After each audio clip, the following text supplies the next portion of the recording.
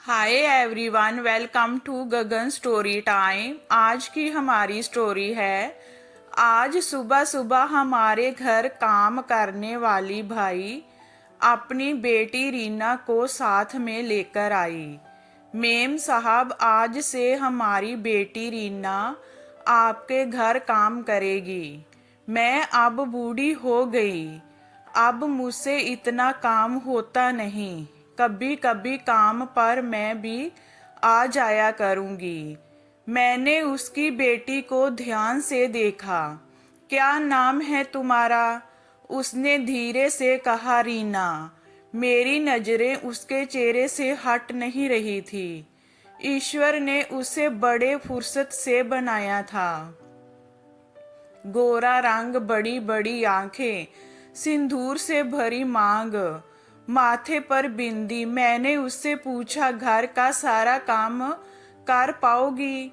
उसने जल्दी से सहमति से अपना सर हिला दिया। हमारी काम वाली भाई ने कहा, हमारी बेटी बड़ी सुशील है, सारा काम कर लेगी। रीना की दो छोटी बच्चियां थी। रीना की अम्मा ने उसकी शादी एक ड्राइवर के साथ कर दी थी। रीना का पति नशेबाज था और उसे बहुत प्रताड़ित करता था। खैर, अब हमारे जहाँ रोज काम पर रीना आने लगी। संडे के दिन वह अपनी दोनों बच्चियों को भी ले आती। उसकी बड़ी बेटी तीसरी कक्षा में और छोटी बेटी पहली कक्षा में पढ़ती। मैं भी संडे को उसके बच्चों को पढ़ा देती। हमारे जहाँ काम करते करते उसे 5 साल हो गए। उसकी बड़ी बेटी अब कक्षा 8 में आ गई। उसकी दोनों बेटियां पढ़ने में बहुत होशियार थी। रीना चाहती थी उसकी बेटियां पढ़ लिख जाएं। रीना की अम्मा कुछ साल पहले चल बसी और फिर उस रात रीना को ड्राइवर पति जहरीली शराब का शिकार बन गया। उसके पति की भी मृत्यु हो गई। आज 15 दिन हो गए। रीना का कुछ पता नहीं। उसके घर जाकर पता किया तो मालूम हुआ जिस घर में रीना रहती थी वह घर उसे खाली करवा लिया गया। मैं जय सोचते हुए घर वापस आ गई। पता नहीं रीना कहाँ गई होगी। आखिर वह मुझसे मदद मांगने क्यों नहीं आई? इस बात को कई साल हो गए। समय गुजरता गया। हमने भी अपना नया घर नई सोसाइटी में ले लिया। गार्ड वाले भैया से हमने कहा, किसी काम वाली भाई को हमारे घर भेज देना। दूसरे दिन सुबह ही दरवाजे की घंटी बजी। मैंने दरवाजा खोला। सामने एक दुबली पतली लड़की खड़ी थी। एक पल मेरी आंखें खुली की खुली रह गई। वह रीना की बड़ी लड़की थी। मैंने उसे देखते ही पहचान लिया। अरे टीना, तुम जहाँ कैसे? और तुम्हारी माँ रीना कहाँ है? तुम्हारी छोटी बहन कहाँ है? टीना ने भी मुझे पहचान लिया और वह फूट फूट कर रोने लगी। टीना ने बताया, उसके पिता के मरने के बाद बस्ती वालों ने घर खाली करवा दिया।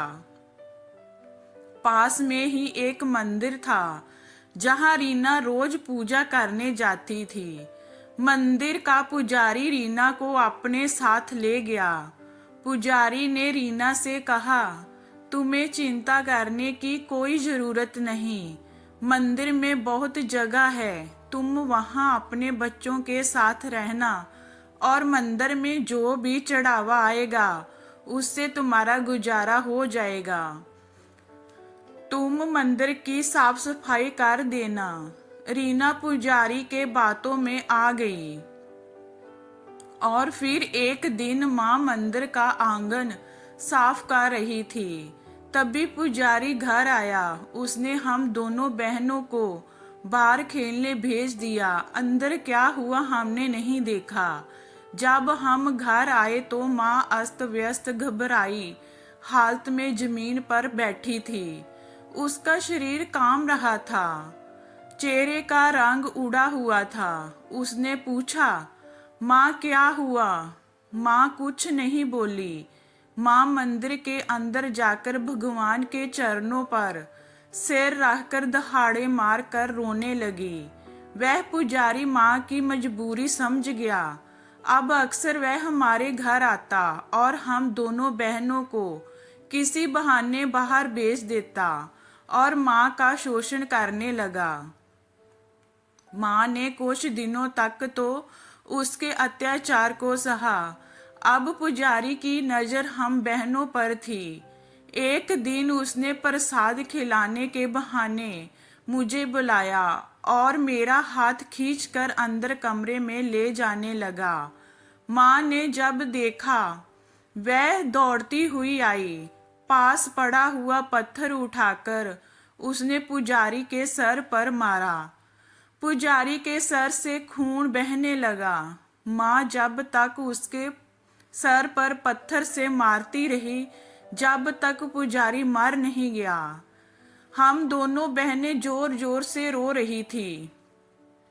थोड़ी देर में पुलिस आई और माँ को पकड़ कर ले गई और तभी से हम दोनों बहनें ने झाड़ू पोछा बर्तन मांजने का काम शुरू कर दिया और आज तक हम दोनों बहनें यही सब करके अपना जीवन चला रहे हैं। मैंने मन ही मन कुछ निश्चय किया। मैंने सोच लिया, रीना की दोनों बेटियों की जिम्मेदारियां उठाऊंगी। मैंने अपने पति से बात की। मेरे पति सरकारी अस्पताल में सर्जन है। टीना 8वीं पास है। मरीज का नाम, उम्र इतना तो लिख ही सकती थी। मेरे पति ने उसे मरीज के पर्चे बनाने के काउंटर पर लगा दिया।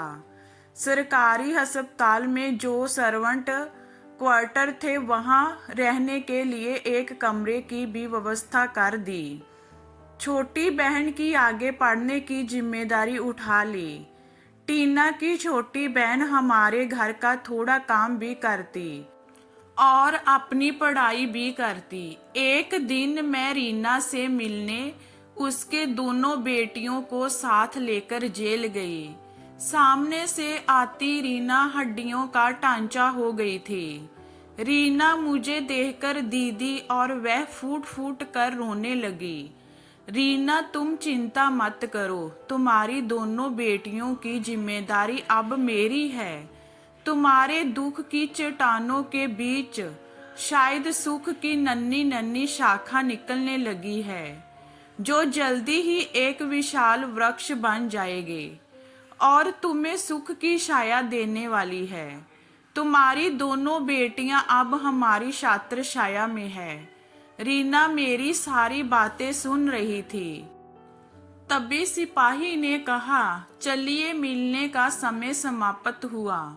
जाते वक्त रीना पीछे मुड़कर देखती है। उसकी आंखों में उम्मीद की एक छोटी किरण दिखाई दे रही थी।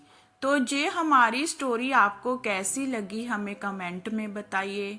लाइक कीजिए, शेयर कीजिए एंड वॉचिंग के लिए थैंक यू।